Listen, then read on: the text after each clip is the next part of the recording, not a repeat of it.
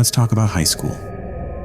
For most of us, it's a time we remember with a mixture of fondness and cringe. Inside jokes that don't make sense anymore, friendships that felt eternal but faded after graduation, drama that seemed world-ending but now barely registers. And if you're like most people, you probably made a time capsule at some point. Usually it's some school project. Write a letter to your future self, seal it up, promise to open it in 10 years. Most people forget about them entirely. The letters get lost in moves, thrown out during spring cleaning, buried in basements, under old yearbooks and participation trophies.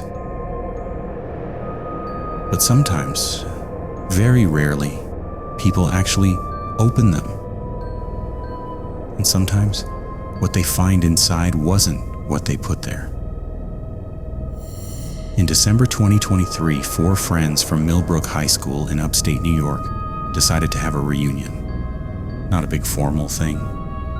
Just 4 people who'd been inseparable during their senior year, meeting up to celebrate New Year's together.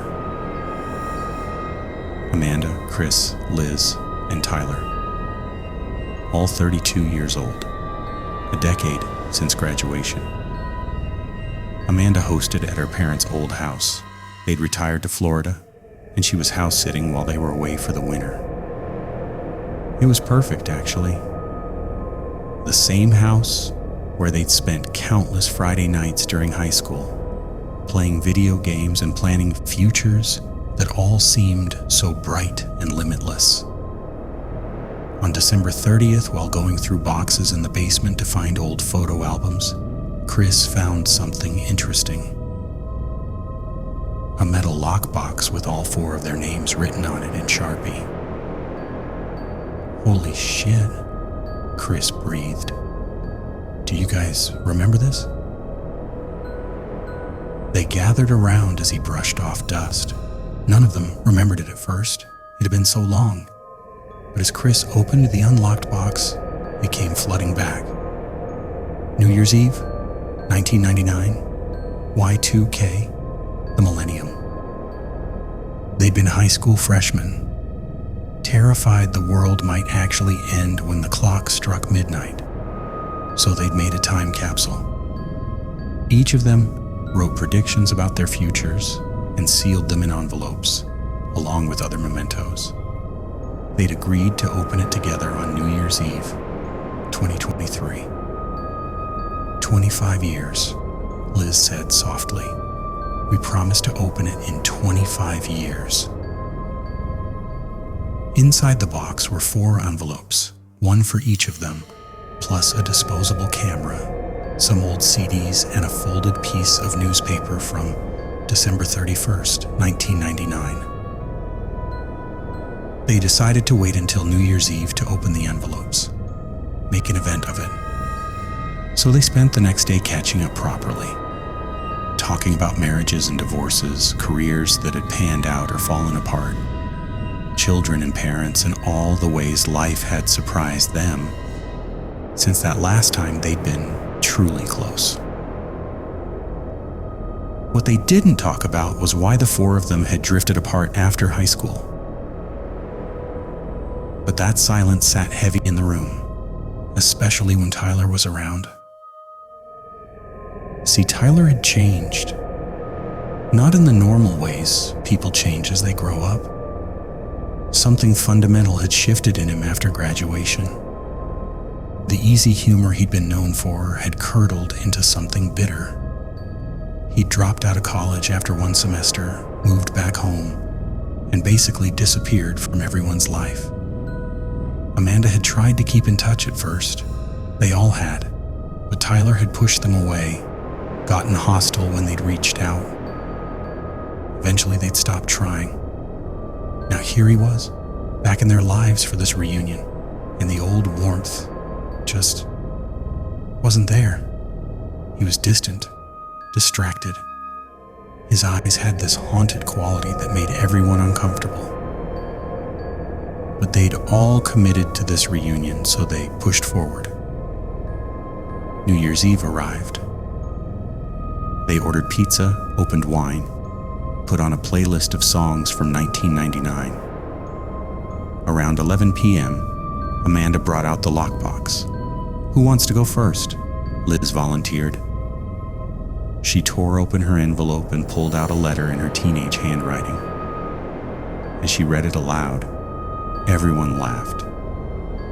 Her 14-year-old self had predicted she'd be a marine biologist living in Australia, married to a guy who looked like Leonardo DiCaprio. Instead, she was a pharmaceutical sales rep in Syracuse, divorced, no kids. "Well, I was ambitious," she said with a self-deprecating smile. Chris went next. His letter predicted he'd be a professional baseball player. In reality, he sold insurance and coached Little League on weekends. "Close enough," he joked. Amanda's turn. Her letter was sweet. She'd predicted they'd all still be friends, still close, gathering for holidays and celebrations. She got quiet reading it and didn't say anything after, just folded the letter and set it down. Tyler hadn't opened his envelope yet. He was staring at it with an expression that made Amanda's skin prickle. "Tyler?" Chris prompted. "You okay?" "I don't want to open mine," Tyler said flatly. "Come on, man, we all did. It's just a letter from when you were a kid." I said I don't want to open it. The room went silent. That tension that had been lurking beneath the surface all weekend suddenly crystallized into something almost tangible. Liz, trying to smooth things over, reached for the disposable camera. "Hey, why don't we get this developed? I bet the pictures are hilarious." Tyler stood up abruptly. "I need air." He walked out to the back porch, letter still in hand. Through the window, they could see him standing in the snow, breath fogging in the cold. "What's his deal?" Chris muttered. Amanda shook her head. "He's been weird all weekend. Did you guys notice he barely ate anything? And he keeps staring at random spots in the house, like he's seeing something we can't. Maybe we shouldn't have invited him," Liz said quietly. "I mean, I feel bad saying it, but he's not the Tyler we knew." They let it drop, put on a movie to kill time until midnight, but none of them could focus. They kept glancing out the window at Tyler, still standing in the snow, still holding that unopened envelope. At 11:50, Tyler came back inside. His face was pale, lips almost blue from the cold. "I need to tell you something," he said, "about that letter." They turned off the movie. Tyler sat down, and for a long moment he just stared at the envelope in his hands. "I remember what I wrote in this," he said slowly. "I remember it perfectly. And I've spent the last 14 years trying to pretend I forgot." "Tyler, what?" "I predicted my own death." The words hung in the air like smoke. Amanda felt something cold slide down her spine. "What do you mean?" Chris asked carefully. Tyler's hands were shaking. "We were 14, right? Scared of Y2K, scared the world might end.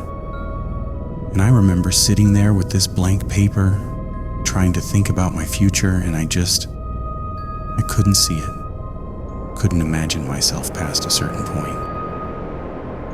He looked up at them with hollow eyes.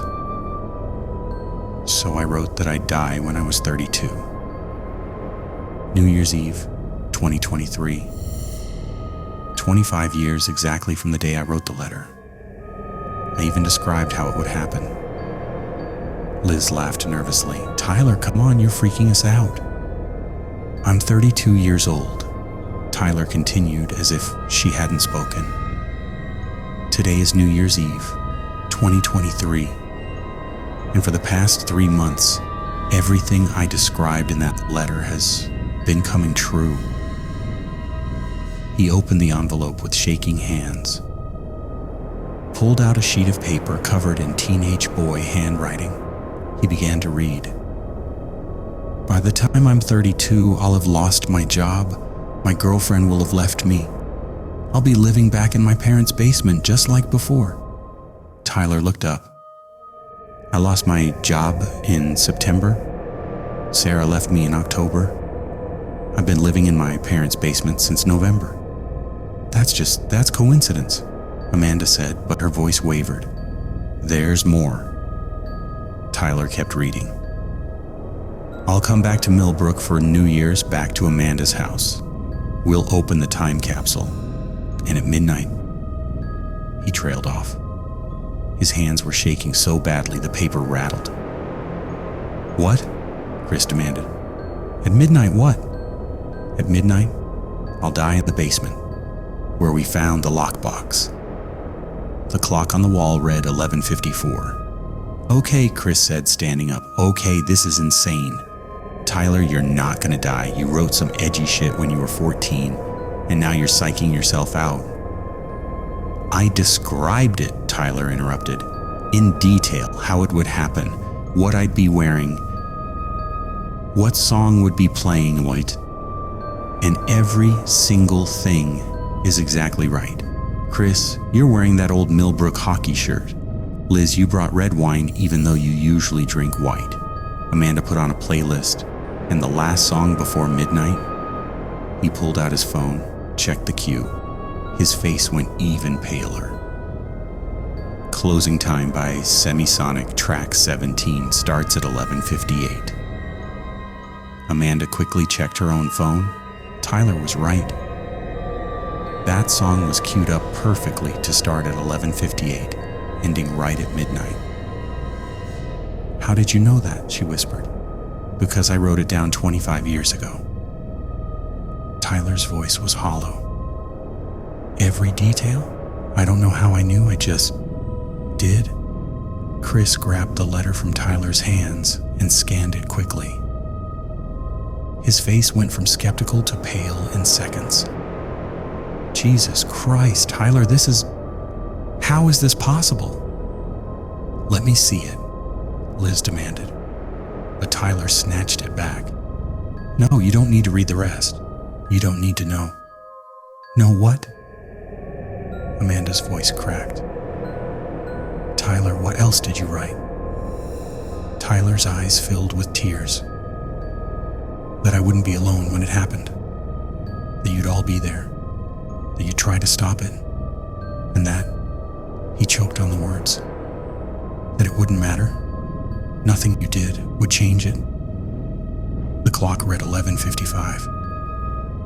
Okay, this, Chris said, moving into action. We're leaving, all of us, right now. We'll get in the car, drive away, and at midnight we'll be anywhere but that basement. It won't work, Tyler said quietly. We're not listening to you anymore. Chris grabbed Tyler's arm, trying to pull him toward the door. Tyler didn't move. He was staring at the basement door like a man watching his own grave being dug. You can't fight it, he said. I've tried, for months I've tried. When I realized the prediction was coming true, I planned to spend New Year's in California. Bought a plane ticket and everything. But the flight got canceled, weather, so I booked a train. Train derailed in Pennsylvania, so I tried to drive. Car broke down in Albany. He laughed, a broken sound. The universe wants me here, at midnight, in that basement. Amanda felt ice spreading through her chest. Tyler, listen to me. You're having some kind of breakdown. The letter, the predictions, you're making connections that aren't there. Then explain this. Tyler pulled a photograph from his pocket. Old, faded, the kind that comes from disposable cameras. It showed the four of them in Amanda's basement, standing exactly where they were standing right now. They looked exactly as they did tonight. Same clothes, same ages. This was in the lockbox, Tyler said. We supposedly took it on New Year's 1999. But look at us. We're not 14 in this picture. We're 32. Liz grabbed the photo. Her hands started shaking. This is impossible. We're wearing the same clothes we have on right now. Chris, that's your hockey shirt. Amanda, those are your mom's earrings you put on tonight. The photo is from tonight, Tyler said. Someone took it tonight, or we'll take it. Time isn't working right. That's what I wrote in the letter. That time would loop. That I'd be trapped in this night forever. Dying at midnight, over and over. The song started. Closing time, 11:58 p.m. We need to go to the basement, Tyler said, standing up. In. What? No. Amanda blocked his path. You're not going down there. I have to, don't you see? This has already happened. The photo proves it. We're not preventing anything, we're fulfilling it. Chris stepped forward. Tyler, I'm begging you. We can leave. All of us. We'll restrain you if we have to, throw you in the car. And then what? Tyler's voice rose. I wrote that you'd try that. I wrote that Chris would grab me, that Amanda would cry, that Liz would call 911. I wrote every single thing that would happen in the last 5 minutes. He looked at each of them in turn. I even wrote what you'd say. Chris, you're about to tell me I'm scaring you. Liz, you're about to suggest we burn the letter. Amanda. He paused, and Amanda felt her blood turn to ice water. Amanda, you're about to remember something. Something from that night in 1999. Something you've suppressed for 25 years. And just like that, Amanda did remember. The night they made the time capsule. They'd been in her basement, all 4 of them, writing their letters. Tyler had been quiet. So quiet. And when Amanda had asked him what he was writing, he'd looked up at her with eyes that seemed far too old for a 14-year-old boy. I'm writing the truth, he'd said. Then he'd sealed the envelope, and they'd all gone upstairs for snacks. But Amanda had noticed something. The basement door wouldn't stay closed. It kept swinging open, no matter how many times she shut it. And from the top of the stairs, she'd heard something. Music. Closing Time by Semisonic, playing in an empty basement. Oh my God, Amanda breathed. Tyler, that night, when we made the time capsule, I heard this song, this exact song, coming from the basement. Tyler nodded slowly. I know, I heard it too. We all did, didn't we?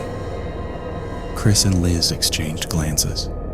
The color had drained from both their faces. The light was on, Liz whispered, even though we'd turned it off. And there were shadows, moving shadows. We were already here, Tyler said. Our future selves. We've been trapped in this loop for 25 years. Every New Year's Eve, we come back to this moment. I die in the basement at midnight, and somehow that creates a loop. We wake up on December 30th, 2023 with no memory of the previous iteration. We find the time capsule. We read the letters. And I die. Again. How many times? Chris asked, his voice barely audible. How many times have we done this? Tyler's smile was terrible. I don't know. But this time I remembered. Fragments at first, then more and more. Dreams that felt like memories. Deja vu so strong it made me sick. And I realized, I've died in that basement hundreds of times, maybe thousands. And you've all watched it happen, every single time. The song played on. 1 minute to midnight. So what do we do? Liz was crying now. How do we stop it? You don't, Tyler said gently. You let it happen. Because if you don't, he gestured to the photo. If you don't, we're stuck here forever. The only way out is through. Tyler walked to the basement door. Amanda wanted to stop him, wanted to tackle him, lock him upstairs, do anything to prevent what was coming. But her body wouldn't move. None of them could move. Because somewhere deep down, they remembered. They'd done this before. All of it. Tyler opened the basement door. The light was already on, even though they'd turned it off hours ago. He descended the stairs. 1 step, 2 steps, 3. The others followed. Not because they wanted to, but because they had to, because the photo showed them there, because the letter predicted it, because this had always been going to happen. They reached the bottom of the stairs. The basement looked exactly as it had when they found the time capsule, except now there was something else. A shape in the corner, humanoid but wrong, flickering like a bad television signal. What is that? Chris choked out. Me, Tyler said. Or what's left of me after the first loop.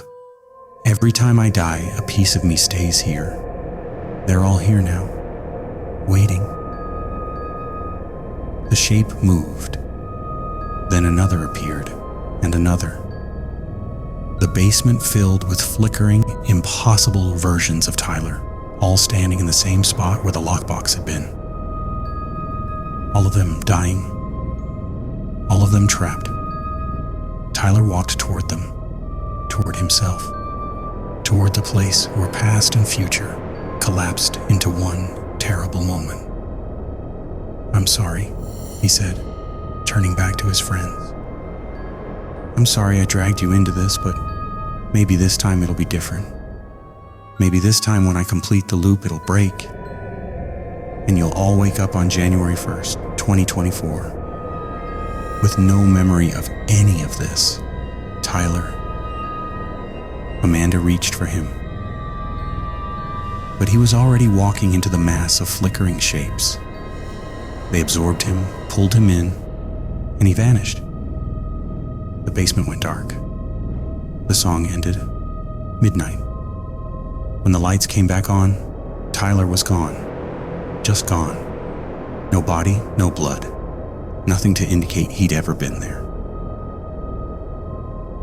The three of them stood in the basement, shaking, crying, not understanding what they just witnessed. Amanda's phone rang. She answered it numbly. "Happy New Year," her mother's voice chirped. "Did you have fun at the reunion?" "Mom, Tyler. Tyler is Tyler. Honey, who's Tyler?" Amanda looked at Chris and Liz. They stared back at her blankly. "Who were you talking about?" Chris asked. "Amanda, are you okay?" She looked down at the photo in her hand, the one that showed 4 people in the basement. Now it only showed 3, Amanda, Chris, and Liz. There was no 4th person. There never had been. Amanda ran upstairs, grabbed the lockbox. 3 envelopes, not 4. 3. She opened her letter with shaking hands. Read the predictions her 14-year-old self had made. And at the bottom, in handwriting she didn't recognize, was a single line she didn't remember writing. "There were 4 of us once, but I'm the only one who remembers. Amanda lives in her parents' house now. She never left after that New Year's Eve. Chris and Liz moved on with their lives, stayed in touch for a while, but eventually drifted away. They don't remember Tyler. No one does. Except Amanda. She keeps the photo in a frame by her bed, the one that shows 4 people, even though everyone else only sees 3.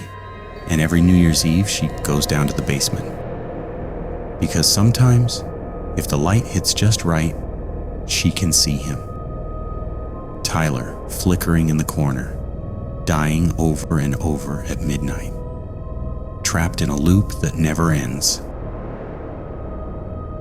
And the worst part, the part that keeps Amanda awake at night, the part that makes her check the calendar obsessively, is that she started having dreams. Dreams where she's 14 years old, writing a letter. Dreams where she predicts something terrible. Dreams where she describes her own death. At 33 years old, New Year's Eve, 2024. In the basement where the time capsule was found, she's already bought the wine, already made the playlist, already invited Chris and Liz back for another reunion. Because the letter says she will, and the letter is always right.